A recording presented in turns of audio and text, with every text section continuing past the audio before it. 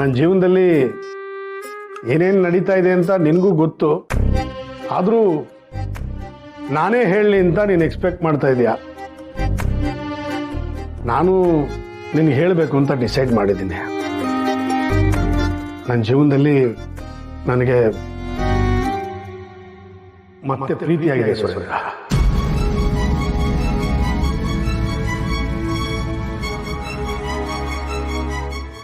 ಅಮ್ಮೋರೆ, ನಿಮ್ಮ ಮಾತು ನಿಜನಾ? ಆಹಾ, ಇಂಥ ಮಾತು ಕೇಳೋದಕ್ಕೆ ಎರಡು ಕಿವಿ ಸಾಲದು.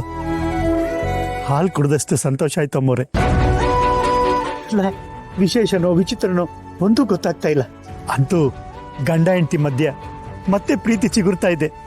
ಹೌದು ಸುರೇಂದ್ರ, ಮತ್ತೆ ಚಿಗುರ್ತಾ ಇರೋ ಪ್ರೀತಿನೇ ನನ್ನ ಸಂತೋಷಕ್ಕೆ ಕಾರಣ. ಆಗಲೇ ನಾನು ಸಂತೋಷವಾಗಿದ್ದೀನಿ, ಕಾರಣ ಏನು ಅಂತ ಕೇಳಿದೆಯಲ್ಲ, ಇದೇ ಕಾರಣ. ಹಾಗಿದ್ರೆ ನಿನಗೆ ಪ್ರೀತಿ ಆಗಿರೋದು ಜಾನಕಿ ಅವ್ರ ಮೇಲೆ. ನನ್ನ ಮನಸ್ಸಲ್ಲಿ ಅವ್ರ ಬಗ್ಗೆ ಪ್ರೀತಿ ಹುಟ್ಟಿದೆ ಅಂತ ಗೊತ್ತಾದ ತಕ್ಷಣ ನನ್ನ ಪ್ರೀತಿನ ಅವ್ರ ಹತ್ರ ಹೇಳ್ಕೊಂಡ್ಬಿಟ್ಟೆ.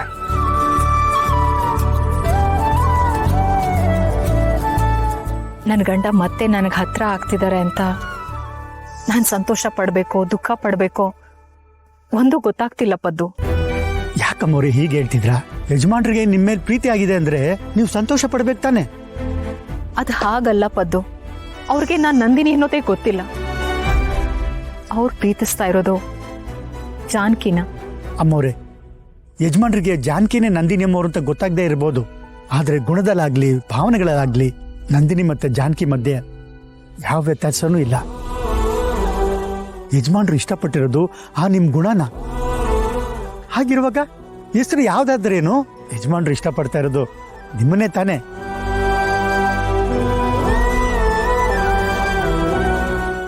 ಹಾಗಾದ್ರೆ ಜಾನಕಿಯವ್ರ ಮೇಲೆ ಅಷ್ಟೊಂದು ಪ್ರೀತಿ ಇದೆಯಣ್ಣ? ಮಾತಲ್ಲಿ ಹೇಳ್ಕೊಳಕ್ಕಾಗದೇ ಇರೋಷ್ಟು. ವೀರು ನನ್ನನ್ನ ಇಷ್ಟೊತ್ತು ಪ್ರೀತಿಸ್ತಿರೋವಾಗ ಅವ್ರ ಪ್ರೀತಿನ ನಿರಾಕರಿಸೋದಕ್ಕೆ ನನಗೆ ಮನಸ್ಸೇ ಬರಲಿಲ್ಲ.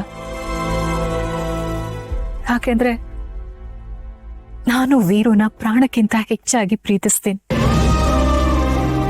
ಅದಕ್ಕೆ ಜಾನಕಿಯಾಗಿ ಅವ್ರ ಪ್ರೀತಿಲಿ ನಾನು ಭಾಗಿಯಾಗಿದ್ದೀನಿ. ಇನ್ನ ತಡ ಮಾಡಬಾರ್ದು ಅಣ್ಣ. ಆದಷ್ಟು ಬೇಗ ನೀವಿಬ್ರು ಒಂದಾಗ್ಬೇಕು, ಜೊತೆಯಾಗಿ ಬಾಳ್ಬೇಕು.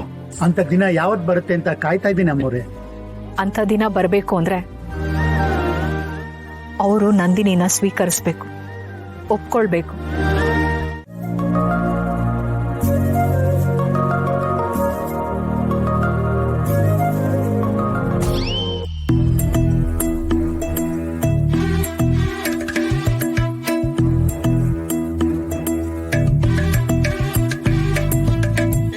ಅಯ್ಯಪ್ಪ, ಯಾಕೆ ಸುಬ್ಬು, ಏನಾಯ್ತು? ಏನಿಲ್ಲ ಮೇಡಮ್, ನಾನು ನಿದ್ದೆ ಮಾಡದೇ ಇದ್ರು ಕನಸು ಬಿದ್ದುಬಿಡ್ತು. ಏನೋ ಕನ್ಸ? ಏನ್ ಹೇಳ್ತಿದ್ಯಾ ನೀನು? ಅದು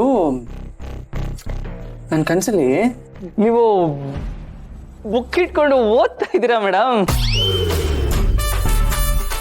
ಅದ್ ಹೆಂಗ್ ಮೇಡಮ್? ನಿದ್ದೆ ಮಾಡಿಲ್ಲ ಅಂದ್ರೆ ಹೆಂಗ್ ಮೇಡಮ್ ಕನಸು ಬಿಡುತ್ತೆ? ಏನ್ ಆಡ್ಕೋತಾ ಇದ್ಯಾ? ಇಲ್ಲ ಮೇಡಮ್, ಆಡ್ಕೋತಾ ಇಲ್ಲ, ಆಶ್ಚರ್ಯ ಆಗ್ತಾ ಇದೆ. ಅಲ್ಲ, ಕಾಲೇಜ್ ಟೈಮಲ್ಲಿ ಎಕ್ಸಾಮ್ ಇರುವಾಗ ಓದ್ಕೊಳ್ಳಿ ಮೇಡಮ್ ಅಂತ ಹೇಳಿದ್ರೆ ರಾತ್ರಿ ಎಲ್ಲ ಟೈಮ್ ಪಾಸ್ ಮಾಡಿ ಆರಾಮಾಗಿ ಮಲ್ಕೊಂಡು ಬೆಳಿಗ್ಗೆ ಎದ್ದು ಬುಕ್ ಇಟ್ಕೋತಾ ಇದ್ರಿ. ಆದ್ರೆ ಬುಕ್ ನೋಡಿದ ತಕ್ಷಣ ನನಗೆ ಕಣ್ಣು ಬರ್ತಾ ಇದೆ, ತಲೆನೋವು ಬರ್ತಾ ಇದೆ, ಕಣ್ಣಲ್ಲಿ ನೀರು ಬರ್ತಾ ಇದೆ, ಅದು ಇದು ಅಂತೆಲ್ಲ ಹೇಳ್ಬಿಟ್ಟು ಎಸ್ಕೇಪ್ ಆಗ್ಬಿಡ್ತಾ ಇದ್ರಿ. ಆದ್ರೂ ದೇವ್ರಿಗೆ ಹರಕೆ ಎಲ್ಲ ಹೊತ್ಬಿಟ್ಟು ಎಕ್ಸಾಮ್ ಪಾಸ್ ಆದ್ರಿ. ಆದ್ರೆ ಇವಾಗ ಕಾಲೇಜು ಇಲ್ಲ, ಎಕ್ಸಾಮು ಇಲ್ಲ, ಆದ್ರೂ ನೀವು ಬುಕ್ ಓದ್ತಿದ್ದೀರಲ್ಲ, ಆಶ್ಚರ್ಯ ಆಗುತ್ತೋ ಇಲ್ವೋ?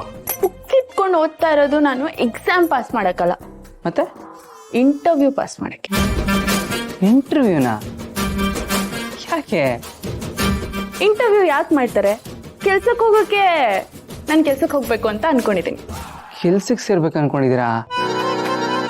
ಅಲ್ಲ ಯಾಕೆ ಮೇಡಮ್, ನಿಮ್ಗೆ ಕೆಲ್ಸಕ್ಕೆ ಹೋಗುವಂತ ಅನಿವಾರ್ಯತೆ ಆದ್ರೂ ಏನಿದೆ? ನೀವು ದೊಡ್ಡ ಮನೆ ಕೊಡಿ, 100 ಕೋಟಿ ಆಸ್ತಿ ಒಡ್ತಿ, ಮಿನಿಸ್ಟ್ರು ಮಗಳು ಮೇಡಮ್, ನೀವ್ ಯಾಕೆ ಕೆಲ್ಸಕ್ಕೆ ಹೋಗ್ಬೇಕು? 100 ಕೋಟಿ ಆಸ್ತಿ ಇದೆ ಅಂದ ಮಾತ್ರಕ್ಕೆ ಅದನ್ನೇ ತಿನ್ನಕ್ಕಾಗುತ್ತಾ? ತಿಂದು ಜೀವಂತವಾಗಿ ಇರೋದಕ್ಕಾಗುತ್ತಾ? ಅಥವಾ ಮಿನಿಸ್ಟರ್ ಮಗಳು ಒಂದ್ ಮಾತ್ರಕ್ಕೆ ಉಸಿರಾಡದೆ ಬದುಕಕ್ಕಾಗುತ್ತಾ? ಮೇಡಮ್, ಉಸಿರಾಡೋದಕ್ಕೂ ಊಟ ಮಾಡೋದಕ್ಕೂ ಕೆಲಸ ಮಾಡೋದಕ್ಕೂ ತುಂಬಾ ವ್ಯತ್ಯಾಸ ಇದೆ. ಉಸಿರಾಡೋದು ಊಟ ಮಾಡೋದು ಅನಿವಾರ್ಯತೆಗೆ, ಆದ್ರೆ ಕೆಲಸ ಮಾಡೋದು ಅನಿವಾರ್ಯತೆ ಅಲ್ಲ. ನಿಮಗೆ ಕೆಲಸ ಮಾಡುವಂತ ಅನಿವಾರ್ಯತೆ ಏನಿದೆ ಮೇಡಮ್? ಯಾಕೆ ಮೇಡಮ್, ನಾನೇನಾದ್ರೂ ನಿಮ್ಮನ್ನ ಚೆನ್ನಾಗಿ ನೋಡ್ಕೋತಿಲ್ವಾ? ಛೇ, ಯಾಕಾಗಿ ಯೋಚನೆ ಮಾಡ್ತಿದ್ಯಾ ಸುಬ್ಬು? ಅಲ್ಲ, ಕೆಲಸ ಮಾಡೋದು ಬರೀ ಸಂಪಾದನೆಗೋಸ್ಕರನಾ? ಹೌದು, ಮತ್ತೆ ಕೆಲಸ ಮಾಡೋದು ಸಂಪಾದನೆ ಮಾಡಕ್ಕೆ ಅಲ್ವಾ? ಹೌದಾ?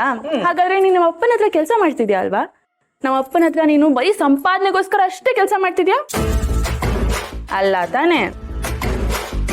ಅದೇ ತರ ಎಷ್ಟೋ ಜನ ಬರೀ ಸಂಪಾದನೆಗೋಸ್ಕರ ಅಲ್ಲದೆ ಸ್ವಾಭಿಮಾನಕ್ಕೋಸ್ಕರ, ಲೋಕಜ್ಞಾನಕ್ಕೋಸ್ಕರ ಅಥವಾ ಇನ್ಯಾವುದೋ ಕಾರಣಕ್ಕೋಸ್ಕರ ಕೆಲಸ ಮಾಡ್ತಾ ಇರ್ತಾರಪ್ಪ.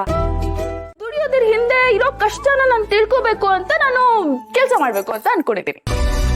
ಓಹೋ, ನೀವ್ ಇಷ್ಟೆಲ್ಲ ಯೋಚನೆ ಮಾಡಿದ್ರಾ? ಹೌದು ಸುಬ್ಬು, ಈ ವಿಷಯ ನನ್ನ ತಲೆ ಯಾವತ್ತೂ ಇತ್ತು. ಆದ್ರೆ ಅದಕ್ ತಕ್ಕನಾಗೆ ಇವತ್ತು ನಾನು ಅತ್ತೆ ಜೊತೆ ಈ ವಿಷಯದ ಬಗ್ಗೆನೇ ಮಾತಾಡ್ತಾ ಇದ್ದೆ. ಅತ್ತೆ ಏನಂದ್ರು ಗೊತ್ತಾ? ನೀವು ಸುಮ್ನೆ ಮನೇಲಿ ಕುತ್ಕೊಂಡು ಯಾಕೆ ಅದು ಇದು ಅಂತ ಯೋಚನೆ ಮಾಡ್ತೀರಾ, ಹೊರಗೆ ಹೋಗಿ ಕೆಲಸ ಮಾಡಿ ಅಂತ ಹೇಳಿದ್ರು ನನಗೆ. ಓ, ಅತ್ತೆ ಸೊಸೆ ಸೇರಿ ನಿರ್ಧಾರಕ್ಕೆ ಬಂದಿದ್ದೀರಾ? ಹೌದು, ಆದ್ರೆ ನಾನು ಕಷ್ಟಪಟ್ಟು ಕೆಲಸ ಮಾಡ್ಬೇಕಂತಲ್ಲ, ನನಗೆ ಇಷ್ಟಪಟ್ಟು ಕೆಲಸ ಮಾಡ್ಬೇಕು, ನನ್ ಖುಷಿಯಿಂದ ನನಗೆ ಕೆಲಸ ಮಾಡ್ಬೇಕು. ಅದಕ್ಕೆ ನಾನು ಈ ನಿರ್ಧಾರ ತಗೊಂಡೆ. ಈಗ ಹೇಳು, ನಾನು ಕೆಲ್ಸಕ್ಕೆ ಹೋಗತ್ತಪ್ಪ? ನಿಜ ಹೇಳ, ನೀವೇನಾದ್ರೂ ನಾನು ಸಂಪಾದನೆ ಮಾಡಬೇಕು, ಚೆನ್ನಾಗಿ ದುಡಿಬೇಕು, ಚೆನ್ನಾಗಿ ದುಡ್ಡು ಮಾಡಬೇಕು, ಅದಕ್ಕೆ ನಾನು ಕೆಲಸ ಮಾಡಬೇಕು ಅಂತ ಹೇಳಿದ್ದಿದ್ರೆ ನಿಜವಾಗ್ಲೂ ಕೆಲ್ಸಕ್ಕೆ ಹೋಗ್ಬೇಡಿ ಅಂತಿದೆ ಮೇಡಮ್. ಆದ್ರೆ ನಿಮ್ಮ ಮಾತುಗಳನ್ನ ಕೇಳಿ, ನಿಮ್ಮ ಕಾರಣಗಳನ್ನ ಕೇಳಿ, ನಿಮ್ಮ ನಿರ್ಧಾರ ಸರಿ ಅಂತ ಅನಿಸ್ತಾ ಇದೆ ನಂಗೆ.